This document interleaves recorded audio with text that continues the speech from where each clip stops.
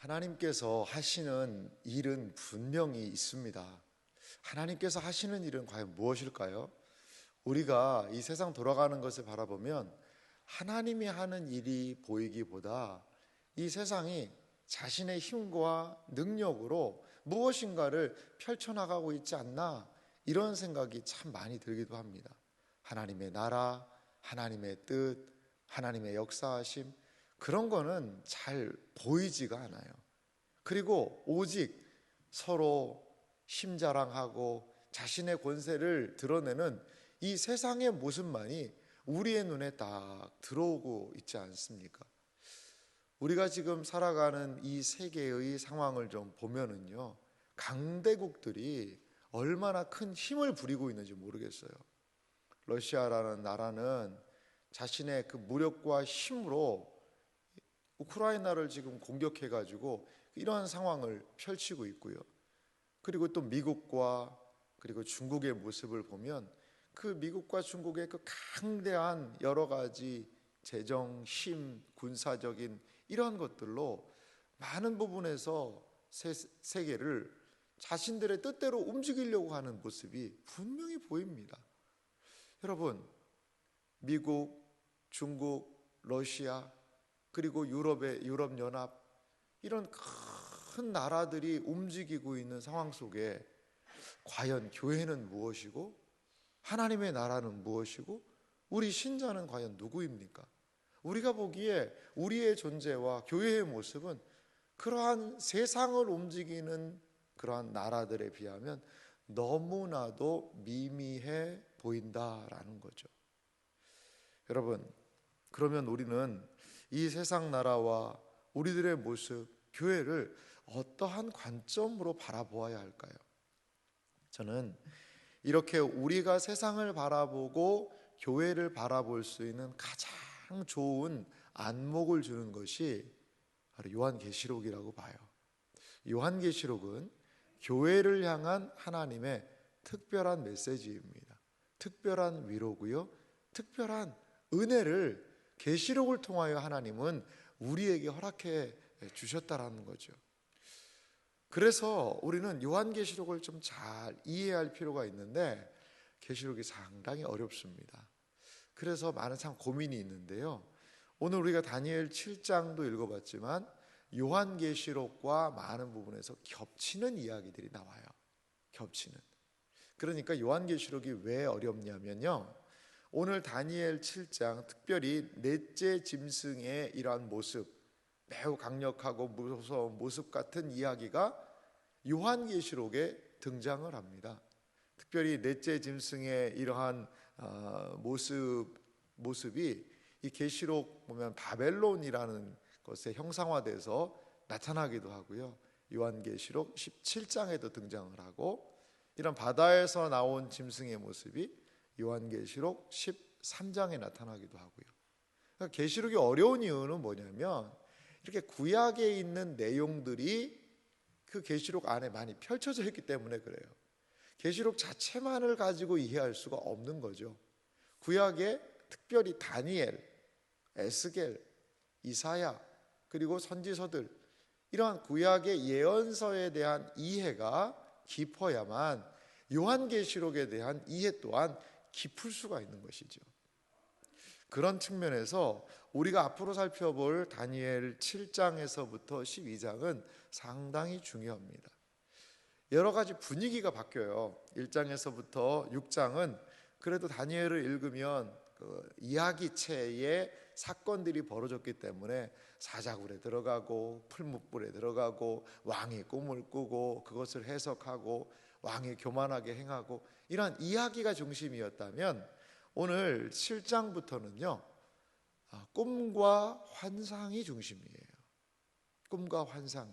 그래서 이 다니엘의 여러 가지 분위기가 바뀌는 지점이 오늘 7장입니다.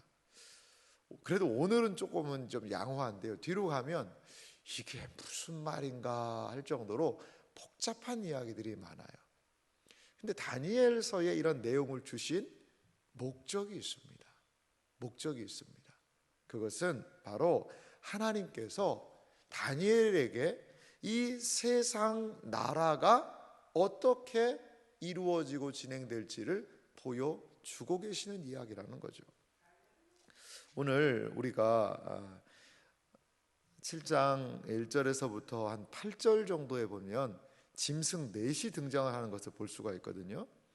2절에도 보니까요, 7장 2절에 다니엘이 진술하여 이르되 내가 밤에 환상을 보았는데 하늘에 네 바람이 큰 바다로 몰려 불더니, 하늘에 네 바람 큰 바다로 몰려 불더니, 이 사라는 숫자가 계시록에도 등장하고 하는데요, 사는요 세상의 상징입니다.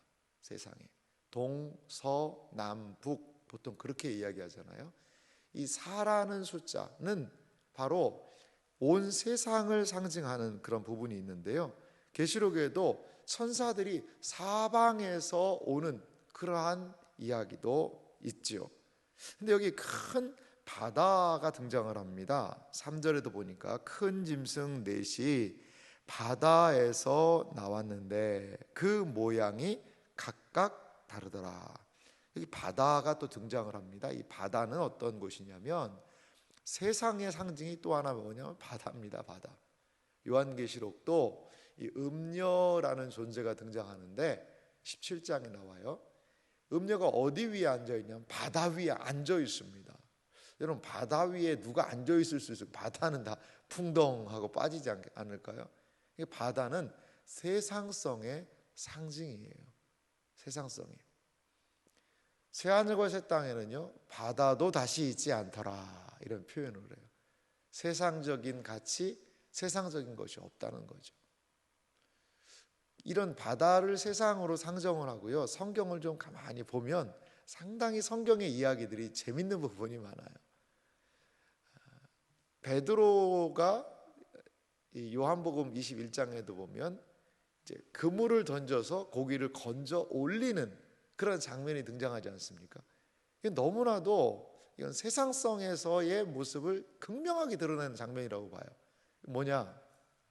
그물을 던져서 고기를 끌어올린다는 것은, 바다에 그물을 던져서죠, 이 세상에서 영혼들을 구원하여 끌어올린다라는 뜻일 수 있어요. 그겁니다. 예수님께서 이 바다를 건너가신다는 건 표현을 하지 않습니까? 갈릴리 바다죠. 사실은 엄밀하게는 호수입니다. 그런데 그 예수님이 누워 계신 그 배를 바다가 바람과 바람이 불어 파도가 쳐서 그 배가 막 뒤집혀지려고 그래요.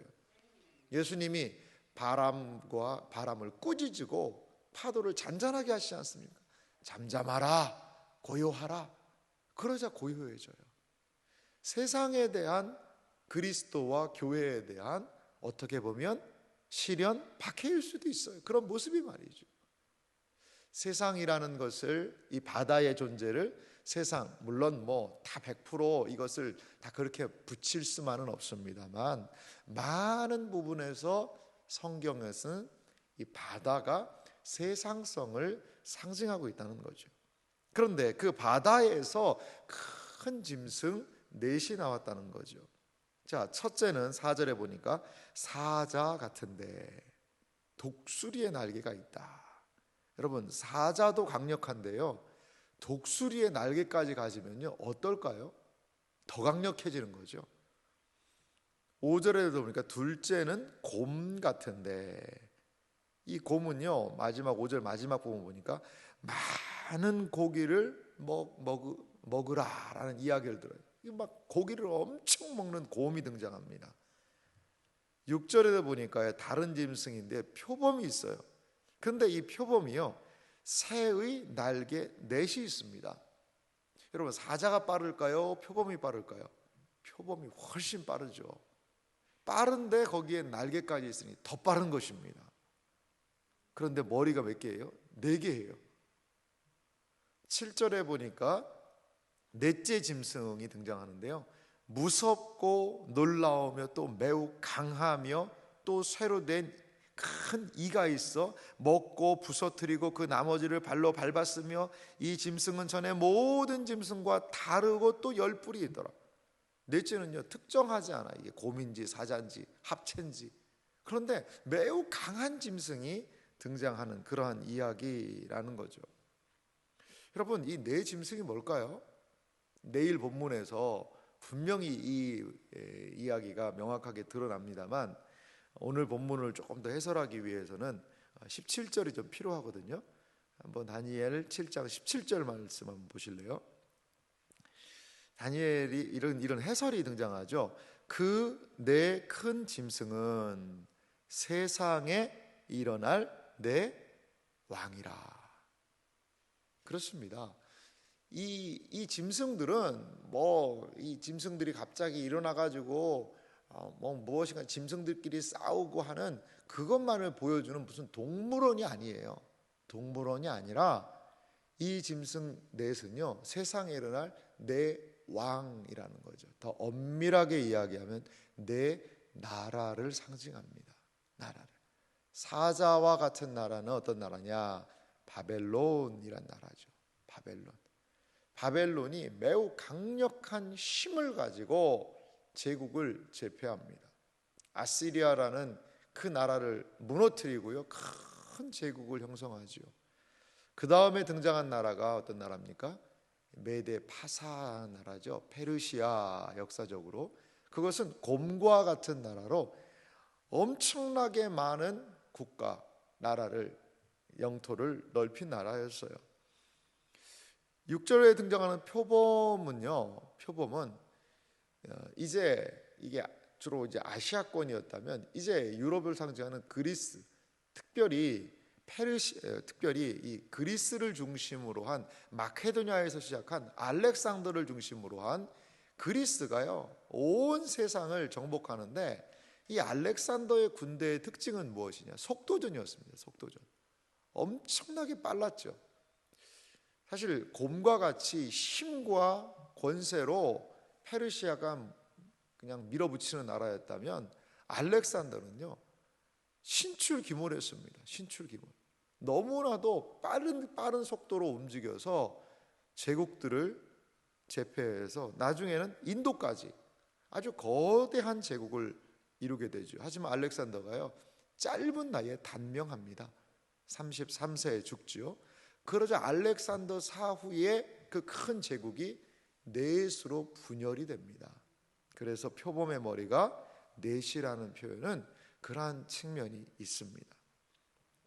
이제 이 그리스의 제국을 함락시킨 것은 무엇이죠? 로마의 권세죠. 로마는 넷째 짐승이라고 이야기하는데, 무섭고 놀랍고 매우 강하고 쇠로 된 이로 먹고 부서뜨리고 발로 밟고, 역사상 가장 강력한 나라가 바로 로마 제국이었죠. 이렇게 성경은 다니엘에게 세상 나라가 어떻게 이루어질지를 보여주고 있습니다.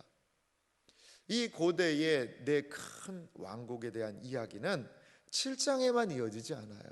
앞으로 우리가 볼 성경에서 지속적으로 8장에도 사실 비슷한 이야기가 등장합니다.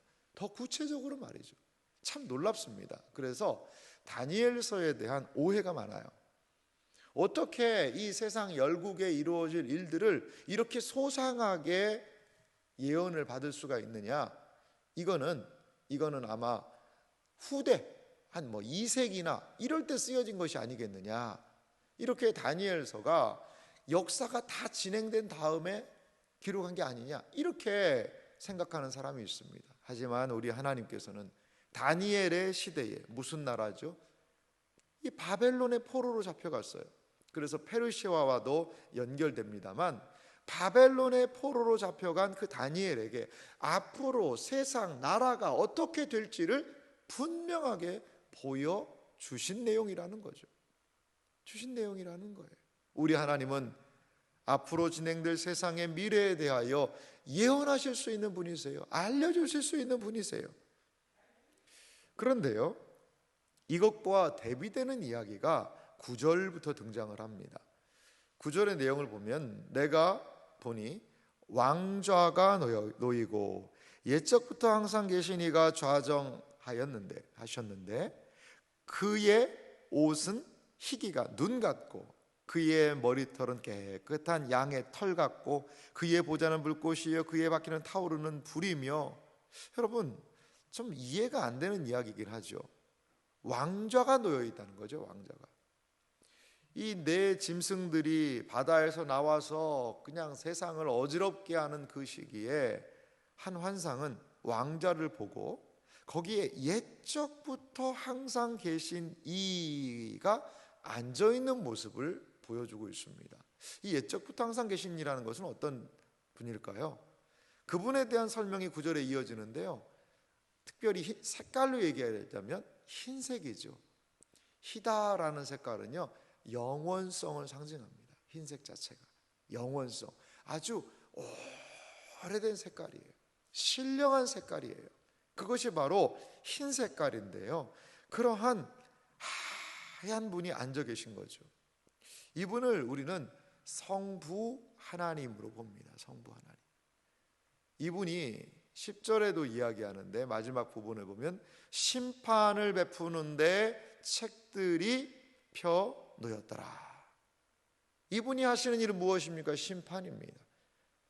세상을 다스리시는 그분께서, 옛적부터 계신 그분께서 심판의 책을 옆에 두고 책들을 펴놓고 세상에 심판을 베푼다라는 거죠.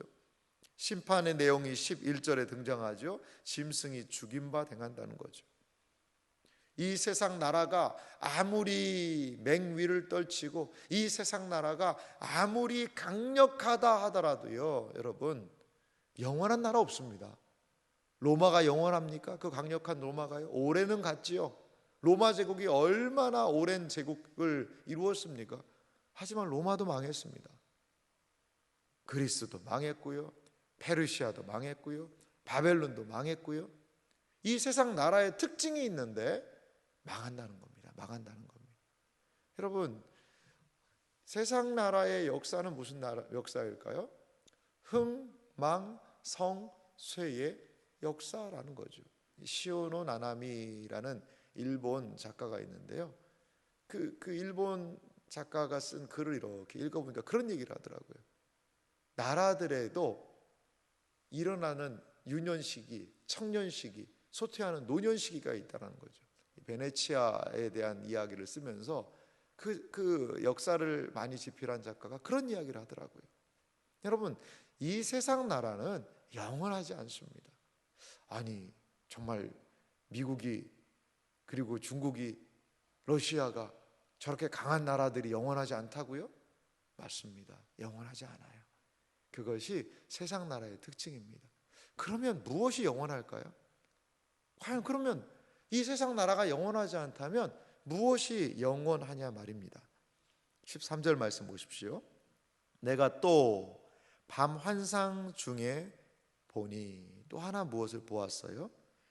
인자 같은 이가, 여기에 옛적부터 항상 계신 이가 아닙니다. 인자 같은 이. 인자는 무엇이죠? 사람입니다.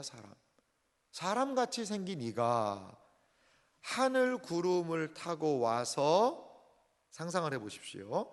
옛적부터 항상 계신 이에게 나아가 그 앞으로 인도되매, 그 옛적부터 항상 계신 이가 왕좌에 앉아 계시는데, 인자 같은 이, 여러분, 인자 같은 이 그럼 사람이에요. 사자, 곰, 표범, 강력한 짐승, 이러한 무시무시하고 어마무시한 세력이 아니에요. 그냥 이렇게 보니까 착한 사람이에요. 사람 같은 이가 옛적부터 계신 이에게 딱 인도되는 거죠. 14절 말씀 봅시다. 그에게, 인자 같은 이에게 권세와 영광과 나라를 주고 모든 백성과 나라들과 다른 언어를 말하는 모든 자들이 그를 섬기게 하였으니 그의 권세는 소멸되지 아니하는 영원한 권세요 그의 나라는 멸망하지 아니할 것이니라. 여러분, 누가 영원한 권세를 부여받습니까? 바로 이 인자 같은 이라는 거죠. 그렇게 강력한 넷째 짐승도요, 그 권세를 누릴 때가 있고 그 권세를 잃을 때가 있었어요. 사자, 곰, 표범, 아무리 강력한 나라라 하더라도 그 권세를 취할 때가 있지만 잡은 듯 손에서 미끄러져서 그 권세를 내려놓아야 한다는 거죠.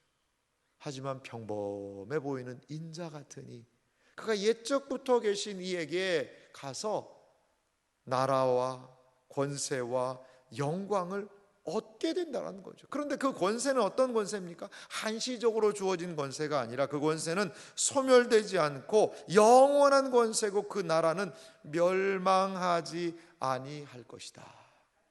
이런 매우 독특한 이야기를 다니엘이 하고 있다는 거죠. 여러분, 이러한 권세를 받은 인자 같은 이가 누굴까요? 예수님께서 이 세상에 계실 때요, 사복음서를 자세히 살펴보세요. 자신을 뭐라고 소개했냐면 인자는 머리 들 곳이 없도다. 인자가 알리라. 인자라는 표현을 예수님은 자기 자신한테 많이 이야기를 하셨었어요. 여러분, 근데 헬라어 원어를 보면요, 인자가요 그냥 인자가 아닙니다. 바로 그 인자입니다. 그 인자.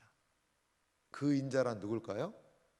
다니엘 7장 13절 14절이 말하는 바로 그 인자가 누구라는 거죠? 예수님이시라는 거예요. 예수님이라는 거예요. 요한계시록의 가장 큰 비전이 무엇입니까? 세상 나라가 우리 주와 그리스도의 나라가 되어 그가 세세토록 왕노릇 하시리로다. 이 요한계시록 11장 15절, 이게 요한계시록의 가장 핵심 구절이거든요. 이게요 다니엘 7장 14절하고도 연결이 되어 있다는 거죠. 사랑하는 성도 여러분, 그렇습니다. 하나님이 세상을 통치하십니다. 그리스도의 나라, 하나님의 나라가 그 나라만이 영원할 것입니다.